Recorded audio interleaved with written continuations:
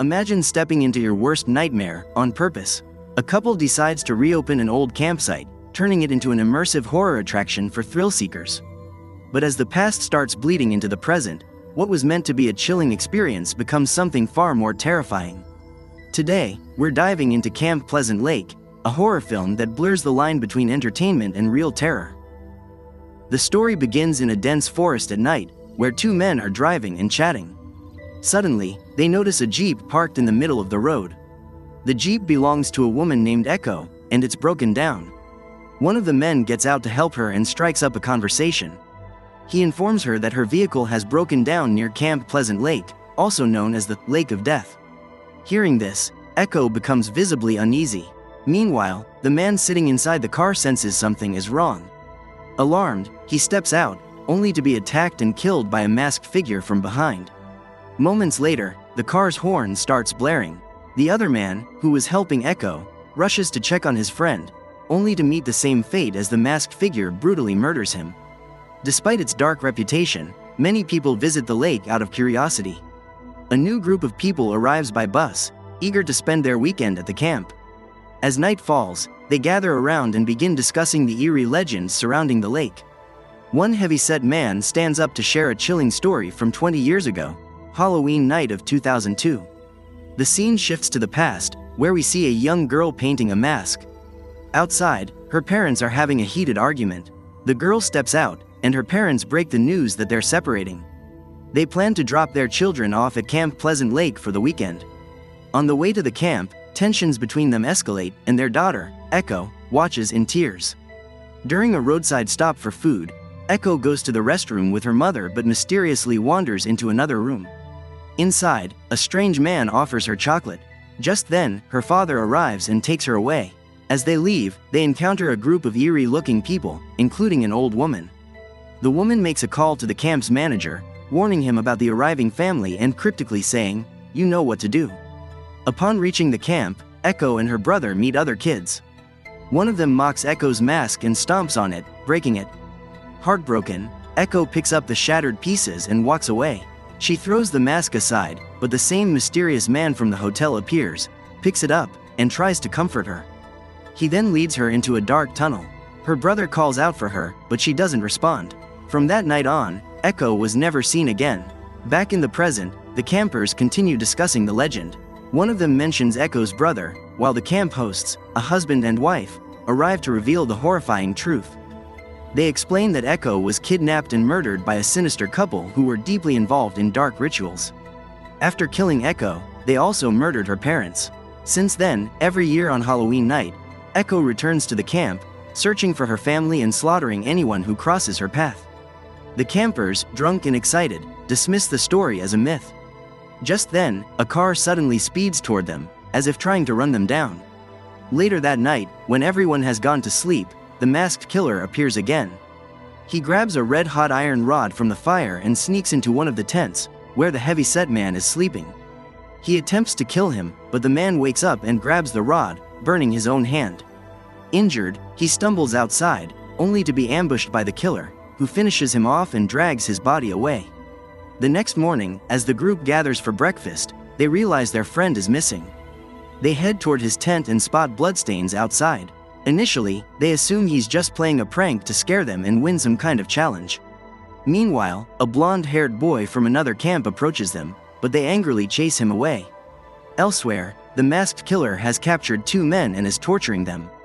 He shows one of them a photo of two murdered people. Enraged, the man demands to know who he is and where he got the picture. Instead of answering, the killer delivers a brutal kick to his chest. The camp is divided into two types of visitors. One group is here for a normal camping experience, while the other has paid extra for a haunted attraction. Frustrated by what they think is a fake horror show, they demand the organizers show them real scares. Just then, the blonde-haired boy returns, leading to yet another argument. One of the campers attacks him, and he runs away. Later, the curly-haired boy sits alone in the forest when a girl approaches him, asking what happened. He replies, "I don't like the people at this camp, and you're one of them," before walking away. The company had promised a cash prize to anyone who survived the weekend at the camp. To win the money, the organizers were constantly arguing, but they soon made peace and continued entertaining the group. The organizers had hired a hunter, who appeared before the campers and killed several of them. However, the others assumed it was just part of the show. When the female organizer followed the hunter to praise his performance, he killed her too. The male organizer briefly thought about his wife but was too busy enjoying himself with the group. As night fell, one of the campers went looking for the hunter but was ambushed. He barely managed to escape and stumbled upon a room where an old man was tied up.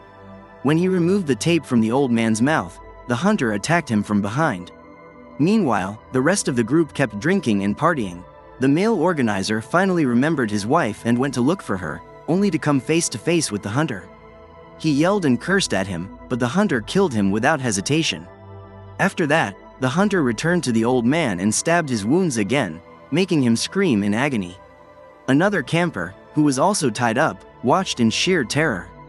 Outside, the remaining campers were still partying inside a bus, completely unaware of what was coming. The hunter doused the bus in gasoline, set it on fire, and locked the doors before walking away. Moments later, a massive explosion engulfed the entire bus in flames.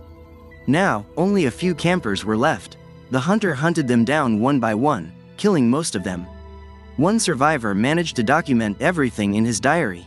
Later, the hunter returned to the old man, tied a rope around his neck, and pulled it tight, not to kill him, but to prolong his suffering.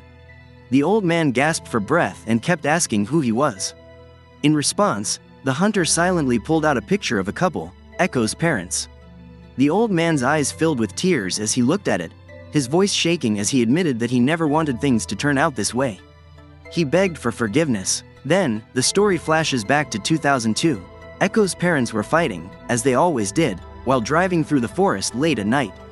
Suddenly, their car was stopped by a group of people, the same ones they had encountered earlier at the hotel. That night, the group tormented Echo's mother and then strangled both parents to death. Now, back in the present, the hunter swung the rope in front of the old man, forcing him to relive his past crimes. Then, the hunter removed his mask, revealing himself as the curly-haired boy. But before the old man could react, another masked figure appeared. She slowly took off her mask. It was Echo. The old man's face twisted with emotion as he realized the truth. His voice trembled as he admitted that he had always suspected it was them. A flashback revealed a dark moment from Echo's past. When she was just a child, she had killed an old man in a violent rage. In that same moment, she had also murdered the man's wife, who had forcefully kept her as their daughter against her will. Now, standing before the old man, Echo and the curly-haired boy tightened the rope around his neck, strangling him to death, finally avenging their parents. Meanwhile, the hunter dragged an injured man, still tied up, to the remaining group members and pulled the cloth from his mouth. The injured man desperately warned them to run, but they just laughed, thinking he was joking. None of them took him seriously. At that moment, the masked boy stepped forward, slowly removed his mask, and revealed his face. It was the curly-haired boy. He walked up to one of the campers, ripped his mask in half, and taunted him, asking if it looked familiar. That's when the camper realized the truth.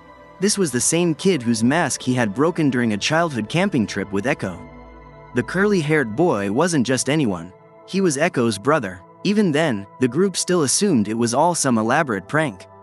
But that illusion shattered quickly as Echo's brother began his massacre, slaughtering them one by one. A new week began, and more campers arrived at Pleasant Lake, unaware of what had happened before. Echo and her brother were already waiting for them.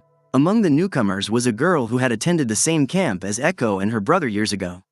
She was the only survivor from the past, but Echo didn't let history repeat itself. She killed her too.